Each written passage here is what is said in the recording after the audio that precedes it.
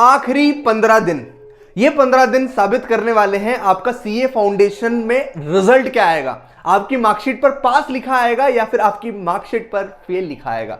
मेरी बात ध्यान से सुनना, अगले 15 दिन अगर आपने अच्छे से प्लान कर लिए तो हो सकता है आपकी अभी जो ऊपर नीचे वाली पढ़ाई हो रही है ना, या फिर आप जो अंडर कॉन्फिडेंट फील कर रहे हैं ना, वो कॉन्फिडेंस में बदल जाए, वो एक फेथ में बदल जाए, वो एक ट्रस्ट में बदल जाए। और ये जो फेथ है, ये जो ट्रस्ट है, केवल ये वीडियोस देखने से नहीं आएगा, ये वीडियो में जो मैं बातें बता रहा हूं उसको इंप्लीमेंट करने से आएगा। तो सबसे पहले तो वीडियो को पॉज करना दोस्त, एक डायरी पेन लेकर बैठना और मेरी बात ध्यान से सुनना। वीडियो का लाइक टारगेट रखेंगे हम 320, बिकॉज मैं अभी भी ये सोचता हूं कि अगर आपने टारगेट रखे थे 300 प्लस के तो वो नीचे मत होने दो, हम उसको पूरा जरूर करेंगे।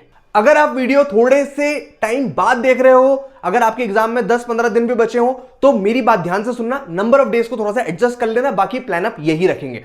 15 दिन मान के चलता हूं, 10 से 12 दिन भी रहे तो आखिरी के 2-3 दिन तो हमको स्पेसिफिकली रखने अकाउंट्स के लिए। बाकी की अगर ओवरऑल हम बात करें तो टोटल 10 से 12 दिन बचेंगे। हर सब्जेक्ट में उसको डिवाइड कर देना। जैसे फॉर एग्जांपल अगर मैं डिवाइड कर दूं 2 से 3 दिन अकाउंट्स के लिए, 2 से 3 दिन लॉ के लिए, वैसे ही 2 से 3 दिन मैथ्स एंड 2 से 3 दिन इकोनॉमिक्स के लिए। आप नंबर ऑफ डेज को थोड़ा सा शफल कर सकते हैं। फॉर एग्जांपल आपको इकोनॉमिक्स में कॉन्फिडेंस है तो उसको 2 दिन दे देना, वहां से निकालकर अपने लॉ भाई को दे देना एक एक्स्ट्रा दिन, या फिर आप अपने मैथ्स को दे देना एक्स्ट्रा दिन। अगर आपको लगता है अकाउंट्स में आपका कॉन्फिडेंस अच्छा है तो वहां से एक दिन निकालकर मैथ्स को दे देना, ऐसे करके इसको जमा लेना। बट सबसे जरूरी है हर सब्जेक्ट के लिए अपना अपना टाइम स्पेसिफिकली आप दे दें। सर अब एक दिन में हम 2 सब्जेक्ट पढ़ें क्या? Highly not recommended. आप कोशिश करो एक दिन में एक सब्जेक्ट को पकड़ो और उसको पीट डालो, मार डालो, गिरा डालो। अगर आपने एक सब्जेक्ट को at a point of time पकड़ा तो उसमें जो कॉन्फिडेंस आप अर्न करेंगे, एक कॉन्फिडेंस आप गेन करेंगे, उसकी बात अलग होगी। तो सबसे पहले तो इन चारों सब्जेक्ट को डिवाइड करके उसके नंबर ऑफ डेज का कोटेशन आप लगा दीजिए। अब आप उठाइए एबीसी एनालिसिस। सर ये कहां मिलेगा? मैंने ऑलरेडी बहुत सारी वीडियोस शेयर कर चुका हूं जहां पर मैंने स्पेसिफिक बताया है किस टॉपिक में से कितने नंबर का आ रहा है इन द पास्ट एग्जाम्स।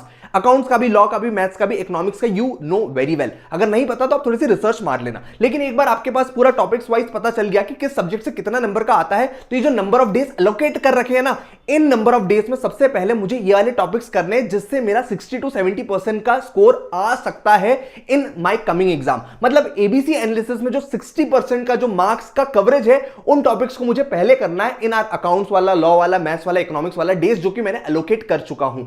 अब एबीसी एनालिसिस में मेरी बात एक ध्यान रखना, अगर मान लो आपके पास टाइम वैल्यू ऑफ मनी निकल के आया मैथ्स वाला टॉपिक में, या फिर फॉर एग्जांपल कॉन्ट्रैक्ट में आपको other essentials part of the contract निकल के आया जो कि स्कोरिंग पार्ट होता है, आप डायरेक्ट यूट्यूब पे जंप मत कर जाना कि यार मैं तो बस पूरी की पूरी मैराथन देख लेता हूं, किसी टीचर ने पूरा अपलोड कर रखा है तो उसको मैं पूरा गो थ्रू कर लेता हूं और मेरा टॉपिक हो जाएगा। ना बाबा ना, अगर आप अपना स्पेसिफिक प्लान भी चला रहे हैं तो ये फॉलो मत करना, बिकॉज इस पॉइंट ऑफ टाइम पर सबसे ज्यादा अगर कोई चीज आपको जरूरी है तो वो है सेल्फ स्टडी। खुद किताब उठाकर पढ़ना, खुद वो कंटेंट को कंज्यूम करना, बिकॉज वही आपके दिमाग में स्टोर होगा और वही आप रिप्रोड्यूस करके आ पाएंगे। तो एबीसी एनालिसिस से टॉपिक निकाल लिए। अब टॉपिक निकाल के कंटेंट पढ़ना, मगअप करना, कॉन्सेप्ट पढ़ना अच्छी बात है, लेकिन ये केवल 20% आपको काम आने वाला है। मतलब काम क्या आएगा? काम आएगा 80% ऑफ क्वेश्चन प्रैक्टिस। आपको पता चल गया कौन से कॉन्सेप्ट से कितने मार्क्स का आता है, फिर आप 80% टाइम डिवोट करेंगे क्वेश्चन प्रैक्टिस में उन टॉपिक्स की जो कि एबीसी में सबसे ज्यादा स्कोर करने वाले हैं। मैंने अभी जो रिलेवेंट 1-2 वीडियो ली थी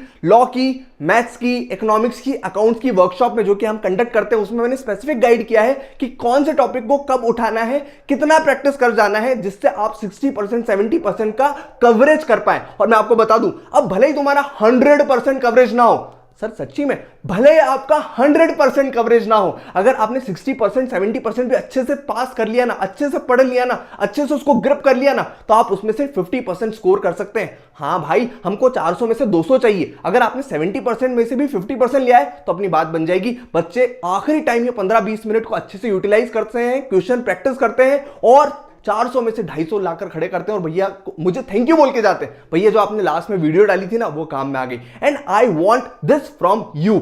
अब 2 बहुत इंपॉर्टेंट बात आपको काम आने वाली है। एक बार आपने कॉन्सेप्ट पढ़ लिया, उससे ज्यादा इंपॉर्टेंट आपने क्वेश्चन प्रैक्टिस कर ली।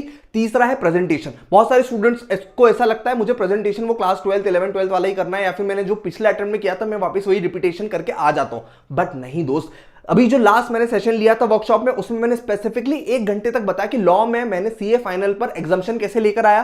सीए फाउंडेशन में एक हमने कॉपी, जो हमारे वर्कशॉप में थे लास्ट स्टूडेंट, उनकी 90 प्लस मार्क्स आए थे, उसको हमने एनालिसिस करके देखा कि कहां कहां आप अच्छा स्कोर कर सकते हैं। और ये बहुत इंपॉर्टेंट हो जाता है भाई। स्टूडेंट पता नहीं कैसे लिख के आते हैं, प्रोविजन ऊपर, सेक्शन नीचे, सेक्शन नंबर गलत कोड कर दिया, मार्जिन को कम जो है स्क्वीज कर दिया। ये काम नहीं करना है। मैंने जो स्पेसिफिक वर्कशॉप वाली जो सेशन दिया है उसको आप देख लेना, एक बार आप एनरोल करोगे उसके बाद। और तीसरा है भाई, अभी बहुत जरूरी है आपके लिए प्रैक्टिस प्रैक्टिस प्रैक्टिस।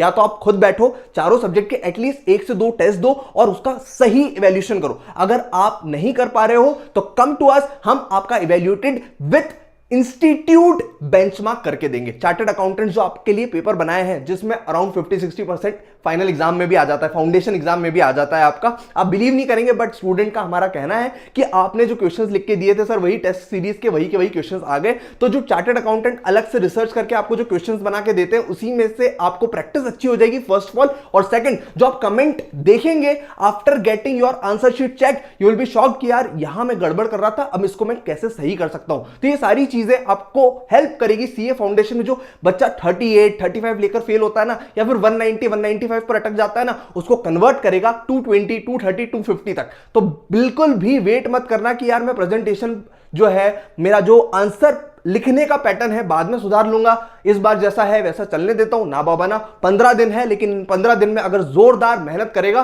तो बिल्कुल तेरा रिजल्ट चेंज हो सकता है। और अगर तूने पहले से बड़ा टारगेट ले रखा है तो उस पर अभी डटे रहना, लगे रहना। तू फाउंडेशन में तोड़ेगा, फोड़ेगा और मचाएगा। बाकी लिंक सारी डिस्क्रिप्शन में है, चेकआउट कर लेना।